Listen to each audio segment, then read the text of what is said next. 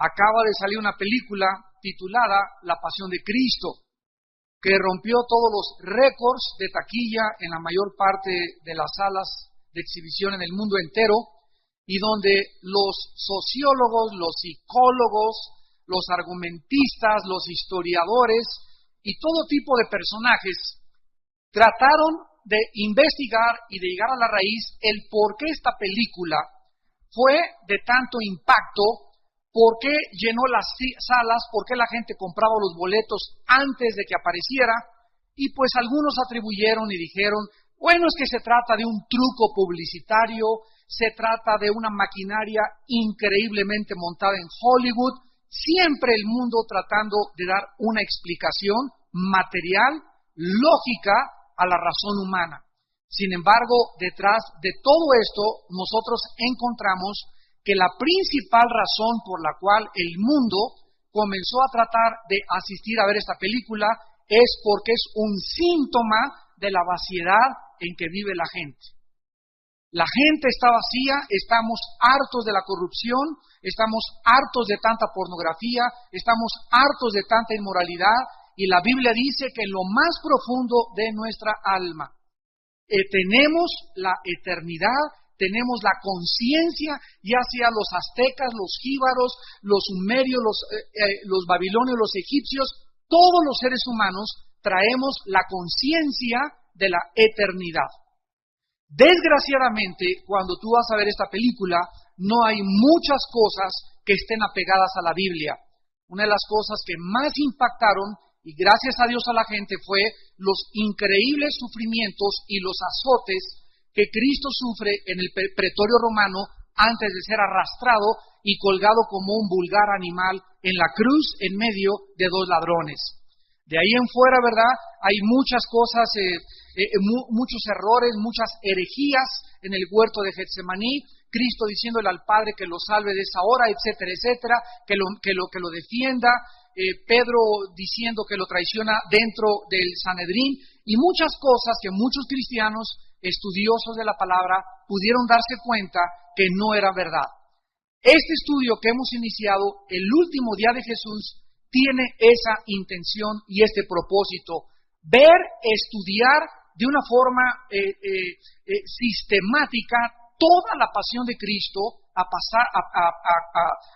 contando con Getsemaní hasta el momento de la cruz del Calvario, comenzando a las 2 de la mañana, cuando en Getsemaní lo arrestaron, hasta las 9 de la mañana, donde Él es crucificado. Vamos en esta, creo que la cuarta parte de la serie, a estudiar la traición.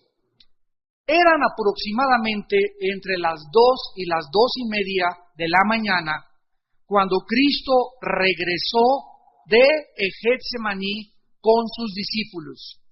Entre las 2 y las 2:30 de la mañana, que fue la hora en que lo capturaron, en que lo arrestaron, guiados, vamos a ver más adelante, 600 soldados con líderes y alguaciles del templo llegaron a Getsemaní, arrestaron a Cristo como a las 2:30, de las 2:30 a las 6:30 de la mañana, Cristo atravesó 6 juicios.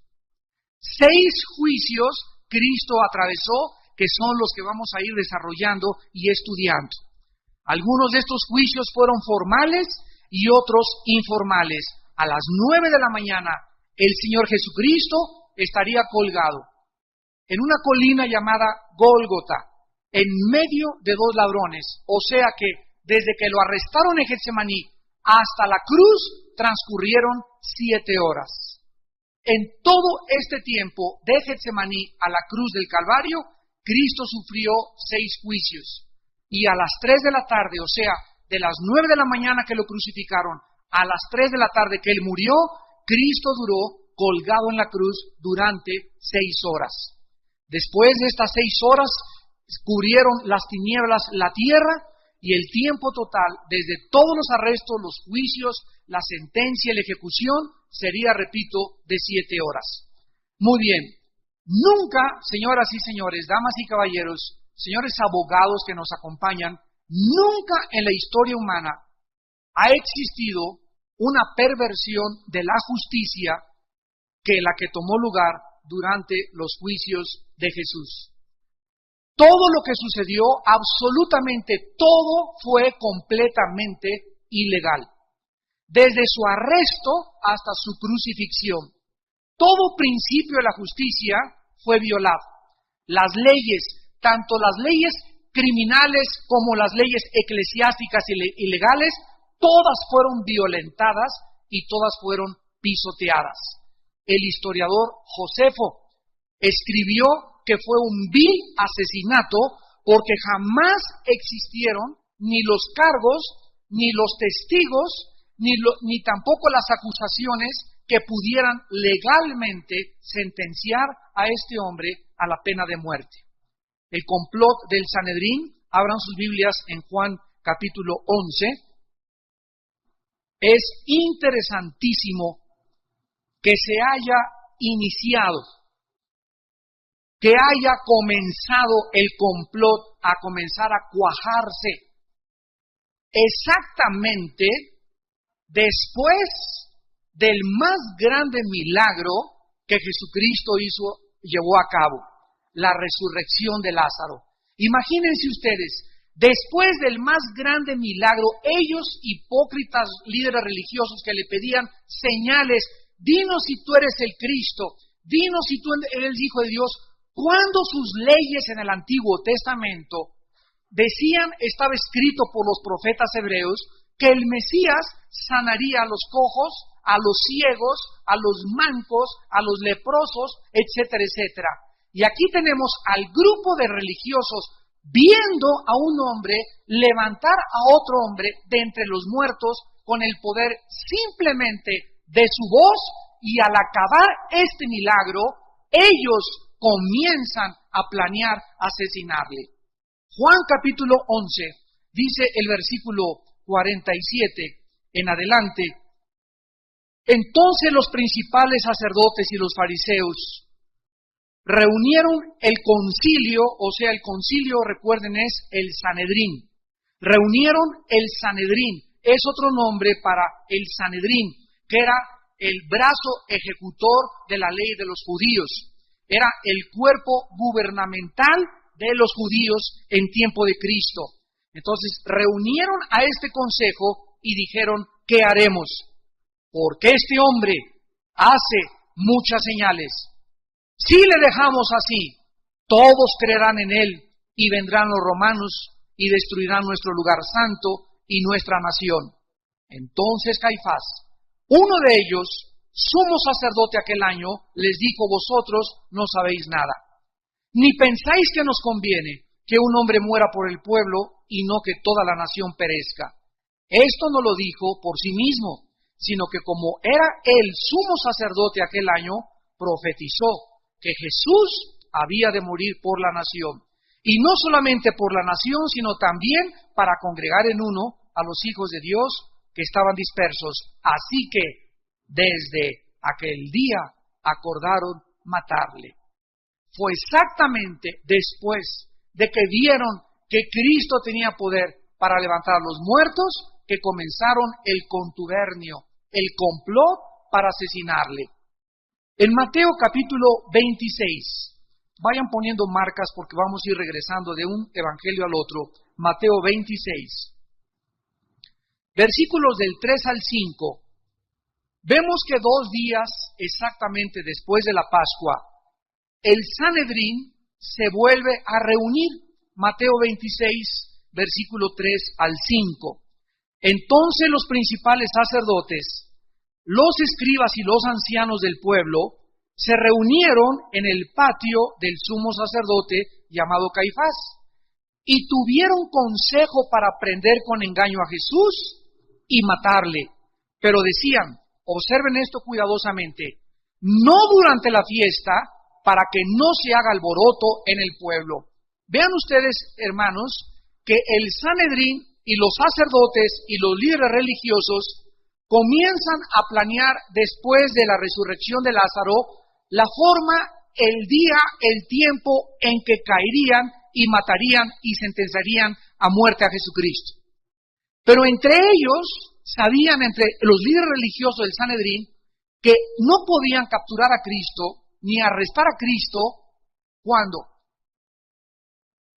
Durante la Pascua. ¿Por qué los líderes religiosos no querían capturar a Cristo durante la Pascua? Porque era precisamente durante la Pascua cuando todos los ciudadanos de todas las aldeas y de las ciudades, de todos alrededor de Judea, de Samaria y de Galilea, llegaban a Jerusalén para celebrar la Pascua. Y si ellos hubieran brincado sobre Cristo en el tiempo de la Pascua, eso es lo que pensaban, entonces podrían crear una subversión.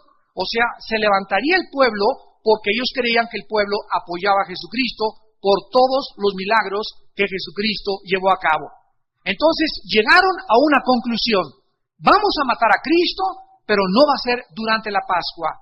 Y aquí vemos de una forma extraordinaria que es precisamente durante la Pascua cuando Cristo es arrestado. No porque los judíos tenían otro plan, ya lo vimos, sino porque era el tiempo en el que su Hijo de Dios tenía que morir. ¿Qué cosa fue lo que precipitó para que Cristo fuera arrestado en el día en lo que los líderes religiosos no querían que fuera arrestado? La traición de Judas. Cuando Judas es sorprendido en la Santa Cena y Cristo dice, uno de ustedes me va a traicionar, Judas, lo vamos a ver más adelante, se siente descubierto. Estaba el hipócrita tan perfectamente bien camuflajeado y tan perfectamente disfrazado que ninguno de los discípulos se dio cuenta que Judas era el traidor. Pero él se dio cuenta que Jesús ya sabía que él era el traidor. Entonces, al acabar la cena, en el aposento alto, sale corriendo Judas y se va con los sacerdotes y les dice, no podemos esperar ni un solo minuto más. Tenemos que ir a arrestarlo porque él ya sabe quién soy yo. Este suceso hizo que se precipitara el arresto de Jesucristo. Además que el Éxodo, capítulo 12, estaba escrito que la Pascua se celebraría ¿cuándo? El primer mes del calendario judío, el mes de Nisan, que cae entre abril y mayo del calendario solar en el cual nosotros vivimos. Además decía en Éxodo 12 que el cordero tenía que ser apartado el día 14, que fue el domingo de Ramos, cuando Cristo entró a Jerusalén montado en un pollino. Y 3 o 4 días después, porque los días judíos son de las 6 de la tarde a las 6 de la tarde del otro día, tenía que ser sacrificado. Entonces Cristo tenía que morir exactamente 3 o 4 días después de que Él entró al domingo de Ramos. Y como lo vimos en el primer estudio, Cristo sabía paso por paso, minuto por minuto, lo que le estaba esperando, quiénes iban a venir, cómo iba a ser torturado, cómo iba a ser entregado, en manos de quién iba a ser entregado, a qué horas iba a morir, al grado que antes de que vinieran a arrestarle, pidió a los discípulos en Getsemaní, sabiendo que tenía los minutos contados, que le ayudaran a orar, porque ya vimos la última conferencia, Getsemaní fue el tormento más grande del Hijo de Dios en su humanidad. Fue ilegal entonces, ¿verdad?, que el Sanedrín se reuniera en secreto en casa de Caifás, porque de acuerdo a la ley judía no podían tener una reunión oficial más que en el salón del templo oficial del Sanedrín. Así que nos damos cuenta que los líderes religiosos del Sanedrín comenzaron a hacer todas las cosas debajo de la cama. Todo lo comenzaron a hacer en la oscuridad. Todo lo que hicieron fue actuar en secreto, porque sabían perfectamente bien que no existían cargos contra este hombre. Ese hombre, simplemente Jesús, amenazaba la religión del tiempo en la que él vivió. Y cuando cualquier sistema religioso se siente amenazado por alguna fuerza externa o extraña, siempre la religión va a contestar a través de la violencia. Y nos damos cuenta a través de toda la historia qué fue lo que sucedió. ¿Se recuerdan ustedes la Inquisición? La Inquisición duró 500 años. ¿Qué fue lo que hizo que un sistema religioso persiguiera durante 500 años a los cristianos que leían la Biblia, cuando el sistema religioso prohibió que se leyera la Biblia, porque ellos se colocaron en la única autoridad para poder dictaminar qué era bueno y qué era malo? La Biblia la cerraron y el hombre tomó el lugar de la palabra de Dios. Y esto fue lo que ocasionó que durante 500 años millones de hijos e hijas de Dios murieran en manos de un sistema religioso pagano por causa de que no podían ellos luchar contra la verdad más que a través de la violencia. Quiero, antes de continuar, recordar algo. El enemigo más grande del cristianismo no es el comunismo, no es el fascismo, no es el sistema neofascista, no es la ideología marxista, no es el ateísmo. El enemigo más grande del cristianismo es el espíritu religioso. Cuando Jesucristo vino, no fueron los romanos los que lo crucificaron. Cuando Jesucristo vino, no fueron los esenios o las sectas que abundaban en Jerusalén y en los alrededores los que lo crucificaron. ¿Quién fue el que se opuso, el espíritu que se opuso a Cristo desde que apareció e hizo su entrada al escenario mundial? El espíritu de las religiones. El espíritu religioso. Y es el espíritu religioso el más peligroso de todos, porque trae la apariencia de piedad. Si tú ves a un comunista, un ateo, te grita barbaridades y ya sabes quién es, pero el religioso se encuentra disfrazado. Y ese es el peligro, que Satanás se disfraza de ángel de tinieblas, como Frankenstein. No, Satanás se disfraza. Cuando él quiere cubrir su apariencia, se cubre con luz. Para que los seres humanos no puedan discernir qué se encuentra detrás de esa aparente luz, que no es luz, sino luz falsificada. Y este es el peligro que tienen todos los seres humanos y principalmente en esta época los cristianos. Que están apareciendo por todos lados luces que parecen que son milagros y obras de Dios, y se necesita tener al Espíritu Santo para discernir. La palabra discernir significa distinguir entre el bien y entre el mal, entre la luz y las tinieblas. ¿Se acuerdan del famoso cuento de la Caperucita Roja? Esa moraleja tiene mucho más enseñanzas que las telenovelas que ves en la noche.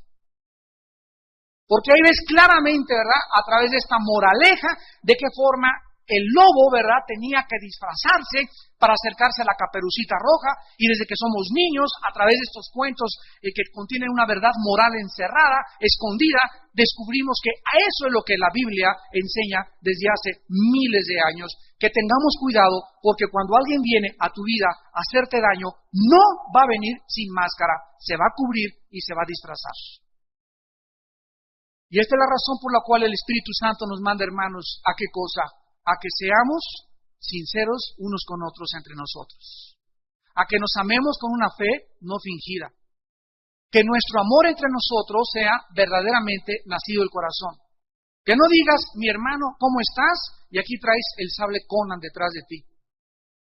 ¿Cuántos hermanos así son, verdad? ¿Cómo está, hermano? Y sacan el cuchillo y se voltea el hermano y se lo entierran. O se va el hermano y comienzan a hablar de él. Y qué bonito vestido trae, hermano, parece china poblana.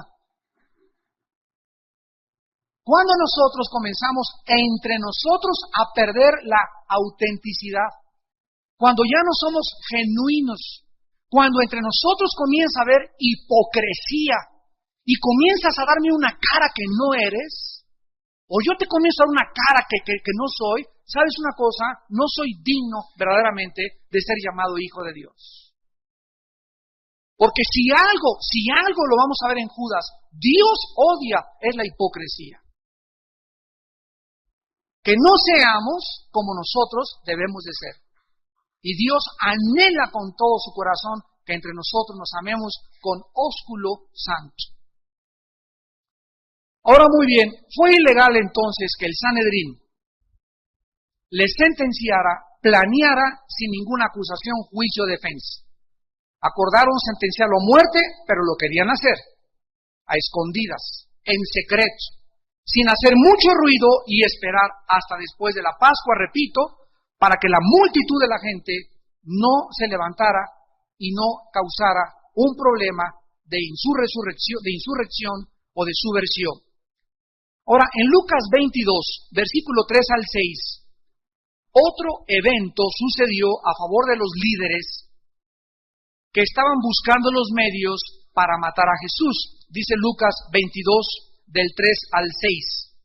Y veamos que este evento, que ya mencioné hace unos minutos, fue el que cambió todo el plan de los líderes para precipitar o adelantar el arresto y la sentencia a muerte de Jesucristo. Dice Lucas 22, versículo 3 al 6, y entró Satanás en Judas. Y entró Satanás en Judas. Aquí la Biblia nos revela algo sobrenatural. Satanás es un espíritu que opera en el mundo espiritual. Pero tanto él como sus demonios, los ángeles caídos, no. Los demonios y los ángeles caídos son dos criaturas diferentes. Los ángeles caídos son los que cayeron con Satanás del tercer cielo y se les llaman principados. Los demonios se les llama huestes espirituales de maldad, son los soldados rasos. Bueno, tanto Satanás como sus soldados rasos, los demonios, pueden, de acuerdo a la Biblia, entrar dentro de un ser humano y alterar su cerebro, su vista, su oído, su olfato, las cuerdas vocales, se pueden meter a tu hígado, al páncreas, al intestino, al vaso, al estómago, te pueden alterar el sistema sanguíneo, el flujo de la corriente sanguínea, te pueden causar hipertensión, te pueden causar baja presión, tienen el control y el conocimiento absoluto que la ciencia del siglo XXI no ha podido aún determinar. Conocen perfectamente bien el sistema neuronal de las neuronas del cerebro, las conexiones de las neuronas en el cerebro, los millones de conexiones que tenemos, que es una computadora increíblemente exquisita que Dios creó. Los demonios saben qué contacto, qué alambrito moverte para afectar tu salud, tu forma de pensar y tu conducta diaria. Y estos ejemplos los vemos continuamente en la Biblia, por ejemplo con el Gadareno, que era un hombre, ¿verdad?, que con cadenas se hacía mal. Uno de los síntomas de que una persona tiene demonios es que la persona tiene de una forma inequívoca intentos de suicidio. Si hay alguna persona aquí que ha sentido ideas que te vienen a la mente de quitarte la vida, quiero que sepas que no vienen de Dios, vienen de los demonios. Y tú tienes que luchar contra esos pensamientos y no permitirles darles cabida en tu mente ni en tu cerebro, porque si sigues albergando y sigues pensando que es mucho mejor la puerta fácil del suicidio que enfrentar la verdad de Dios con la victoria de Cristo, los demonios te pueden hacer mucho daño. Porque de ahí se brinca a las drogas. ¿Qué son las drogas? Es una forma de comenzar a suicidarte. Tanto el cigarro, las personas que fuman se están suicidando lentamente. Las personas que toman se están suicidando lentamente. Las personas que usan pornografía están suicidándose moralmente. Las personas que no tienen ningún control de su salud, que no cuidan lo que comen lo que tienen en el plato, ahí lo que les ponen en el restaurante, piden lo que sea, sin hacer una distinción en la carta de los alimentos limpios y los sanos, los que me benefician y los que no me benefician, se están suicidando físicamente todos los días. Recuerden que les acabo de mencionar que acaban de descubrir en la clínica Mayo de Rochester, que es la más famosa en el mundo, en Estados Unidos, que todos los refrescos, sin ninguna excepción, tienen una cantidad tan grande de fósforo que te quitan y eliminan todo el calcio de tu cuerpo. Cualquier soda que tú tomes, poco a poco te comienza a minar, a robar y a diluir el calcio de tu cuerpo.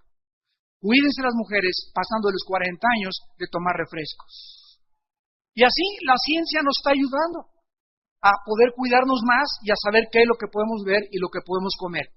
Entonces Satanás, vemos que entra en Judas, por sobrenombre Iscariote, el cual era uno del número de los 12 Y este fue y habló con los principales sacerdotes, con los jefes de la guardia, de cómo se lo entregaría. O sea, la entrada de Satanás en Judas hace que lo que habían planeado los líderes religiosos cambien su plan, porque cuando Satanás entra en Judas, Satanás lo indilga, lo impele, lo lleva a decirles a los sacerdotes de cómo se los iba a entregar. Ellos se alegraron y convinieron en darle dinero. La ley en Deuteronomio 27-25 en el Antiguo Testamento decía esto, pero esto nunca lo recordó Judas. Dice Deuteronomio 27-25, maldito el que recibiere soborno para quitar la vida al inocente. Maldito el que recibiere soborno para quitar la vida al inocente. Y da todo el pueblo, amén. Esto no lo recordó Judas. Ahora muy bien, 2 días habían pasado pues ya, y estaban cerca de la Pascua. Y el apóstol Juan nos relata, como lo vamos a ver a continuación, los eventos que sucedieron mientras Cristo estaba orando con sus discípulos y estableciendo la cena, la última cena, la Santa Cena, donde se estableció el pacto de sangre bajo el cual tú y yo vivimos. El Señor declara que sería traicionado. Miren ustedes, por ejemplo, en Mateo capítulo 26, otra vez, Mateo 26, versículo 20 al 22, que estando en la cena, Cristo les dice estas palabras. Mateo 26, 20. Cuando llegó la noche, se sentó a la mesa con los 12 y mientras comían dijo, de cierto os digo que uno de vosotros me va a entregar. Esta era la primera vez que Jesucristo decía que el traidor se encontraba entre ellos. Qué interesante, porque desde aquí en adelante vemos por toda la historia de la iglesia que cuando el diablo va a tratar de destruir una iglesia o una familia, es con un miembro de esa familia o con una persona dentro de esa iglesia. En Hechos 20, cuando el apóstol Pablo se despide de la iglesia de Éfeso, llorando en la playa, el apóstol Pablo le dice a esta iglesia, ahora hermanos los encomiendo a la palabra de Dios, la cual es poderosa para darles herencia entre los santificados. Porque yo sé que después de mi partida entrarán en medio de ustedes lobos rapaces, que arrastrarán tras de sí a los discípulos. Y les advierte que el enemigo de nosotros no está fuera de la iglesia, está dentro de nosotros. Y esto es algo absolutamente lógico y racional en la estrategia de la milicia. ¿Quiénes son durante una guerra los que hacen más daño al enemigo? Los espías que se infiltran dentro de las líneas enemigas y le pasan la información a el otro bando. Son los que más daño hacen y los más peligrosos en cualquier guerra. Así que quiero decirles algo, en tu iglesia donde tú asistes y en la iglesia donde yo asisto y en todas las iglesias cristianas estamos llenos de espías. Y tal vez es la hermana que tiene a tu derecha o a tu izquierda, la que está atrás o la que está adelante, la que tiene cara de Santa Rita de Casia. Puede ser verdaderamente una coralillo o una cascabel. Y estas personas, estos Judas, que están infiltrados en todas las iglesias, muchos de ellos no lo saben, que son agentes de Satanás. Pero en el momento oportuno se van a manifestar y Dios hará saber a los líderes que viven realmente cerca de Dios y viven sensibles a la voz del Espíritu Santo, quiénes son, para poder salvar a la manada. Pero estamos con la cizaña. Cristo en Mateo 13 le llamó cizaña. Los hijos del diablo sembrados en el campo de los hijos de Dios. La Biblia le llama a los cristianos el trigo y a los Judas les llama la cizaña. Así que pídele a Dios que te guarde de los falsos hermanos. Ahora, ¿por qué Judas? bueno, aquí dice, ¿verdad?, que Cristo les dice, uno de ustedes me va a entregar, mientras comían, versículo 21, Mateo 26, versículo 22, y entristecidos, todos los discípulos comienzan cada uno a decirle, ¿soy yo, Señor? Y entonces él respondiendo dijo, el que mete la mano conmigo en el plato, ese me va a entregar. ¿Saben ustedes? Lo vamos a ver más adelante. Judas, en la última cena, se sentó a la derecha de Jesús. Siempre en las costumbres del Medio Oriente, los que se sentaban a la derecha o a la izquierda del comensal o del anfitrión eran los invitados de honor. Qué increíble que Cristo le haya guardado el lugar del invitado de honor a Judas. Pero aún todavía va mucho más allá, sino que les dice a los discípulos algo que aún cuando Judas lo hace, ellos no lo entienden, por esto mismo lo puso en el lugar de honor. Ahora lo van a entender. Si yo voy a tu casa y tú tienes una taza de chocolate y yo tengo una concha, y agarro mi concha y la mojo en tu plato o en tu taza, es una leperada, ¿verdad? Es una grosería. No hay cosa más rica que remojadito. A mí me encanta remojar, ¿verdad?, las conchitas de vez en cuando. Saben mucho más rico en México con chocolatito, ¿verdad? Pero si agarro esa concha yo y la remojo en tu taza de tu chocolate, es una grosería. En el Antiguo Oriente, las personas que podían tener, por ejemplo, si yo voy a casa de mi hermano Alex, ahí sí lo puedo hacer. ¿Por qué? Porque hay confianza entre los dos. Y él lo hace cada ratito conmigo, agarra sus conchas y me las mete en mi chocolate, ¿verdad? Sus galletas en la Coca-Cola las mete él. Pero en el Medio Oriente, esto era algo que solamente se le concedía otra vez a los de confianza. Entonces, cuando Judas agarra y mete su bocado en el plato de Cristo, los discípulos dicen, si el Señor le permite a Judas hacer esto, hay una confusión. ¿Cómo está diciendo que el que moje el pan, cuando solo los más íntimos del Señor y los que tienen el lugar de honor se les permite hacer eso? Eso los confundió y Cristo lo hizo a propósito, para que nada más Judas supiera que el Señor sabía que él era el traidor. Vamos a ver algunos puntos para contestar por qué Judas no despertó sospechas independientemente de esta acción a los discípulos. Número 1, porque Judas era un hipócrita muy listo. En nada durante los 3 años y medio no hubo nunca un detalle en que se hizo sospechar. ¿Se acuerdan de 1 de Juan capítulo 2? Salieron de nosotros, pero no eran de nosotros. Porque si hubieran sido de nosotros, se hubieran permanecido con nosotros. Salieron para que se manifestara, ¿qué? Que no todos los que están entre nosotros son de nosotros. Entonces, hay cantidad de personas, repito, que han convivido contigo, cenado contigo, desayunado contigo, y han pasado 2 años, y de repente, oiga, ¿te acuerdas del hermano fulano de tal? Sí, ¿qué crees? Anda en Garibaldi cantando con el charro Abitia. Ahora es un alcohólico, es un borracho. ¿Qué, perdió la salvación? No perdió la salvación, nunca la tuvo. Salieron de nosotros, pero no eran de nosotros. Militaron dentro de la iglesia, asistieron a la iglesia, parecía que eran cristianos, hasta dicen en Mateo 7, muchos me dirán, Señor, hicimos milagros, hablamos lenguas, y les diré, nunca los conocí. ¿Qué significa esto?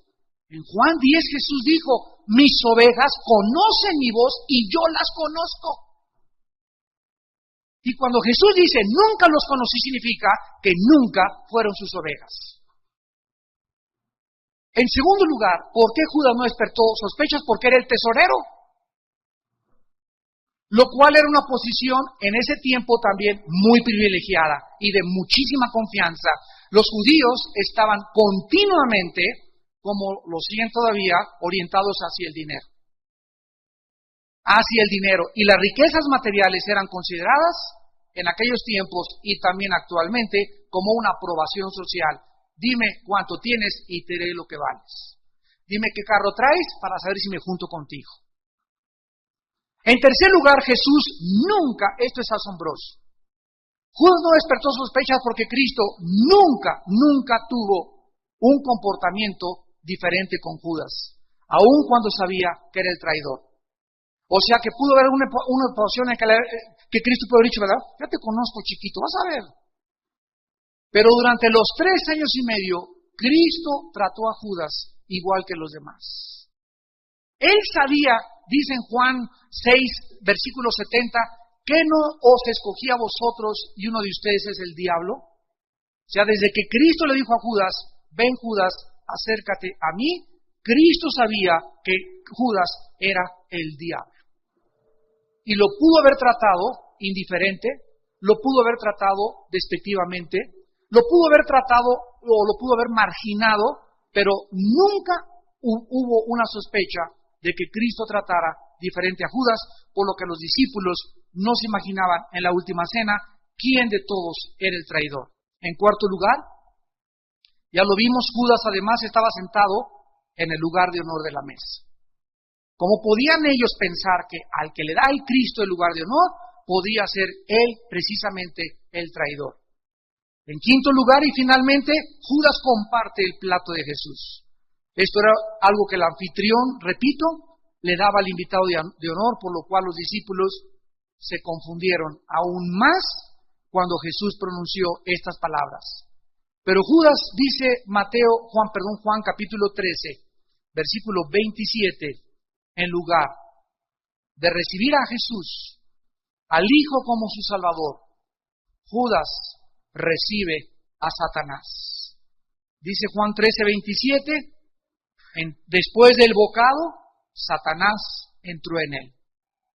Cuando Jesús dijo, el que moje su pan en mi plato, ese es el traidor, llegó Judas y agarró el pan y mojó su pan en el plato de Jesús. Inmediatamente después de esta acción, se precipita Satanás y se mete dentro de Judas. Y ya vimos que en ese momento se sale del aposento alto y va corriendo a buscar a los sacerdotes para decirles, ya me descubrieron, tenemos que agarrar a Cristo hoy mismo. Esto eran como las 11, 12 de la noche. Y mientras Judas sale a buscar a los sacerdotes, Cristo y sus discípulos terminan de cenar y entonces se dirigen al huerto de Getsemaní, que fue el tema de nuestra pasada conferencia. Y ahí en Getsemaní comienzan a orar, mientras Judas ya alborotó a los líderes, ya fueron por los soldados y ya vienen camino al huerto donde Jesús los estaba esperando. Porque, repito, Jesús sabía con anticipación todas las cosas que iban a suceder. Ahora, ¿qué estaba detrás del movimiento de Judas para abandonar la cena y dirigirse al Sanedrín? Porque, repito, fue descubierto por el Señor Jesucristo. Judas ya no se podía quedar con los discípulos, ya no tenía cara cuando Jesús le dijo indirectamente, tú eres el traidor. A través de todo el tiempo del aposento alto, la caminata por las calles de Jerusalén, la oración sacerdotal, Juan 17, en el arroyo del Cedrón, y la agonía del huerto de Getsemaní, Judas estuvo maquinando, preparando, tramando en su máquina de pensamientos diabólica los preparativos para arrestar a Jesús. Por causa de que era Pascua, había luna llena. Y cuando todo estuvo listo, Judas va por los soldados. Y dice, vamos a verlo en Juan 18, quiero que lo apunten en sus Biblias, lo que significa una compañía de soldados. Dice Juan 18, versículo 3. Judas, pues, tomando una compañía de soldados, apunten, una compañía de soldados eran 600 soldados. Porque era la 10ª parte de una legión. Y una legión era de 6,000 soldados. O sea, 600 soldados, o sea, en esta noche somos un poquito más de 600, yo creo que hasta aquí somos 600. De aquí para allá, imagínense que son puros soldados. Esta es la cantidad de soldados que rodearon el huerto de Getsemaní para arrestar a Jesús. ¿Por qué tantos soldados? Porque los líderes religiosos tenían una influencia tan grande con el gobierno, como lo sigue teniendo la religión con los gobernantes del mundo entero, que convencieron al gobierno de que si ellos no iban protegidos, o sea, los superaban 100-1. Y sabían que los discípulos andaban armados, ustedes saben eso, ¿verdad? Por eso vamos a verlo después que Pedro saca el espada y le corta la oreja a Malco, al siervo del sumo sacerdote Caifás. Entonces, al saber que estaban armados los discípulos, los líderes religiosos, ¿verdad?, bien collones y bien cobardes, dijeron, no, vamos a llevar pero un pelotón, una compañía, que eran 600 soldados, por si las flies, por si las moscas, por si aquello de que se levanta el pueblo, y 600 soldados podían rodear el huerto e impedir que el pueblo pudiera arrebatarles a Jesucristo. Más que del huerto, lo iban a llevar por las calles de Jerusalén hasta el pretorio, donde se encontraba el gobernador de Judea, llamado Poncio Pilato. Muy bien, Pilato era el gobernador y en esa noche particular estaba durmiendo en la ciudad de Jerusalén. Estos soldados eran expertos en detener levantamientos y anteriormente habían detenido a un hombre llamado Barrabás, que había levantado un grupo de personas y habían aplastado esta insurrección. Además, los soldados vinieron, los alguaciles, vinieron los líderes con todo el Sanedrín a llegar a Jesucristo. Pregunta, ¿por qué tanta gente involucrada para arrestar a un hombre tan frágil? ¿Por qué es que el diablo siempre trata de levantar a un Goliat y Dios levanta a un David? Siempre ha sido este el cuadro y el retrato de toda la Biblia a través de toda la historia. Porque lo necio de Dios es más sabio que los hombres, y lo débil de Dios es más fuerte que los hombres, y esto lo sabe Satanás. Por eso dice, cuando el enemigo venga como un río, el Señor levantará bandera contra él, porque mayor es el que está entre nosotros que el que está en el mundo. En Deuteronomio 20 Dios le dijo a Israel, nunca cuando vayan a la guerra, vean cuántos soldados son, nunca vean qué grandes sus elefantes, el tamaño, las armas, la cantidad de soldados, el ejército, porque yo peleo por ustedes. Esto es, amados santos, lo que nos da valor. Esto es lo que nos hace enfrentar la vida. Y si crees que el desempleo es un gigante, y las personas que te quieren quitar a tu hijo es un gigante, o tu esposo es un gigante, o tus vecinos son un gigante, o porque no tienes dinero y otra persona tiene más dinero y te trata de hacer un daño y crees que por eso él va a comprar los jueces y tú no te vas a poder defender, te equivocas. Tú tienes que descubrir a Dios en tu debilidad, en tu fragilidad. Y descubrir realmente, no que lo oíste y que lo oíste en el sermón del domingo, lo tienes que vivir y tienes que enfrentarte algún día en tu vida con problemas que son más grandes que tu capacidad para vencerlos y descubrir que es Dios el que te sacó de ese problema, que es el que luchó contra tus enemigos, que es el que te salvó de esa situación y que es el que te ha dicho no te dejaré ni te desampararé. Y lo tienes que experimentar en carne propia. En primer lugar, esto servía como una máscara para los romanos que estaban capturando a un peligroso conspirador rebelde. Porque cuando llegaron los 600 soldados y despertaron a Pilato salió todo en pijamas ahí todo, ¿verdad? Su esposa acababa de tener un sueño, lo vas a hacer en la próxima clase, que no matara a ese justo, tuvo una pesadilla la esposa, ahí sale Pilato y ve a los 600 y lo dice, Dios mío, pues aquí está algo grave, ¿verdad? Eso está justificando que me despierten. Y eso fue una de las estrategias de los líderes religiosos al llevar a tanta gente. En segundo lugar, los líderes religiosos no sabían si los discípulos, repito, tratarían de pelear, pero si lo hacían, lo superaban 100-1. En tercer lugar, además, recordando que el Sanedrín no quería arrestar a Cristo durante la Pascua, para evitar una sublevación del pueblo, necesitarían la fuerza de la milicia, de los soldados, por si cualquier cosa corría el rumor de que habían capturado a Cristo, al sanador, como le llamaban, entonces los soldados los protegerían a los líderes religiosos. Necesitaban actuar esa noche en tinieblas, porque Judas ya había sido descubierto. Y en cuarto y último lugar, fue indudablemente la noche de las tinieblas. Nunca jamás, escuchen esto, en el conflicto de los tiempos entre Dios y Satanás hubo un tiempo cuando las obras de Satanás no hubieran sido estorbadas por Dios. O sea, durante toda la historia, Dios siempre ¿a qué cosa? Estorbado las obras de Satanás, y Satanás ha tratado de estorbar la obra de Dios.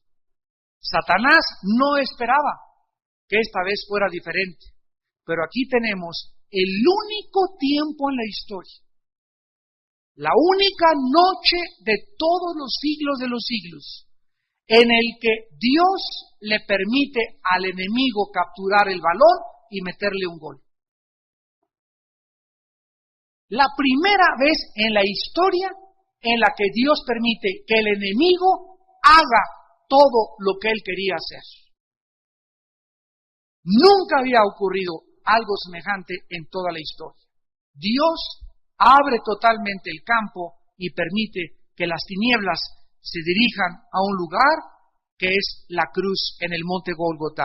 Y Dios permitió esto porque Él estaba en esa cruz esperando derrotar a Satanás.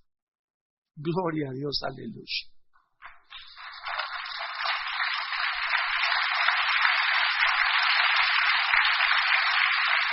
Señor, te damos gracias en esta noche por tu palabra. Te damos gracias porque tus pensamientos, nuestros pensamientos, ni tus caminos, nuestros caminos. Oh profundidad de las riquezas, de la sabiduría y de la inteligencia de Dios. Quien pudo conocer sus juicios inescrutables e insondables son sus caminos. Señor, tu palabra dice que tu misericordia es hasta los cielos, tu fidelidad hasta las nubes, tu justicia como montes altos y tus juicios abismo profundo. Gracias por revelar a nuestro espíritu, Padre, todo lo que se encontraba detrás de tu plan. Un plan donde creía el enemigo que era la hora de la victoria. Un plan que el mismo enemigo, el mismo Satanás fue desconcertado y confundido porque él no sabe todas las cosas, él no es Dios. Y vemos cómo escondiste, Señor, detrás de esa cruz. Y detrás de lo indefenso de tu Hijo Jesucristo, que como un cordero enmudeció y no abrió su boca, y fue arrestado. Y los discípulos también se confundieron al ver por qué se dejaba Jesús arrestar. Cuando con su sola voz a los soldados les dijo, yo soy, y toda esta legión, todo este compañía de soldados cayeron hacia atrás, Cristo demostraba que con la pura palabra podía impedir la hora de las tinieblas, pero era la hora de las tinieblas. Dios así lo había permitido para mostrarnos detrás de esto su sabiduría, para darnos a nosotros esperanza 20 siglos después y decirnos, todas las cosas contribuyen para vuestro bien, a los que me aman. Ningún arma forjada contra ti prosperará, sino que Dios condenará toda lengua que se levante en juicio en contra de tu persona y de tu familia. Esta es la herencia de mis hijos, dice el Señor, y mi salvación de mí vendrá. Padre, te damos gracias porque si tú con nosotros, ¿quién contra nosotros? Si no escatimaste a tu Hijo, sino que lo entregaste por todos nosotros, ¿cómo podemos dudar de tu provisión, de tu poder, de tu infinito amor, de tu cuidado continuo sobre nuestras vidas y nuestra familia? El que habita al abrigo del Altísimo morará bajo la sombra del Omnipotente. El que vive cerca de Dios vivirá protegido por Dios. Amado hermano, amada hermana en Jesucristo, nunca te atrevas a alejarte de tu Señor. ¿Quién se endureció contra Él y le fue bien en la vida? Nadie. Porque en su presencia hay plenitud de gozo. En la presencia de Dios es cuando tenemos la paz, la tranquilidad, la dirección que nuestra vida necesita, la fuerza para vivir y la alegría y el gozo de tener esta corta vida, sabiendo que todas las cosas están bajo su control. Dios reina el Todopoderoso. Justicia y juicio son el estrado de su trono. Él está al control de tu vida y de mi vida. Él conoce tus traumas, tus problemas, tus complejos, conoce tus enemigos y mis enemigos, y Él dice, no teman, pequeña manada. Estoy con ustedes todos los días hasta el fin del mundo. No se desesperen, no desmayen, no se impacienten. Sean santos en toda vuestra manera de vivir. Y en esta noche quisiéramos invitar también a ustedes que nos ven a través de la televisión, si quieres invitar tu vida en este momento y traerla a la cruz, si quieres aceptar el regalo de Dios en Cristo Jesús, que es Él que te está llamando para que vengas y recibas en su nombre el perdón de tus pecados, ahí desde donde estás, en esta noche, a ustedes que están aquí asentados, dile a Cristo en este momento en tu corazón: Señor mío y Dios mío, me arrepiento de mis pecados. Creo que en la cruz Cristo pagó con su vida y con su sangre por mis pecados. Que Él sufrió en mi lugar y a los 3 días resucitó de entre los muertos. Ahora te pido, Jesús, en este momento, tú que vives gloriosamente sentado a la diestra de tu Padre en las alturas, que entres a mi vida. Te recibo como mi Señor y mi Salvador. Y te pido que me des las fuerzas para vivir para ti y para poder comprender estos misterios que solo tu Espíritu Santo me puede revelar. Porque te lo pido y te doy las gracias en el nombre de Jesús. Amén.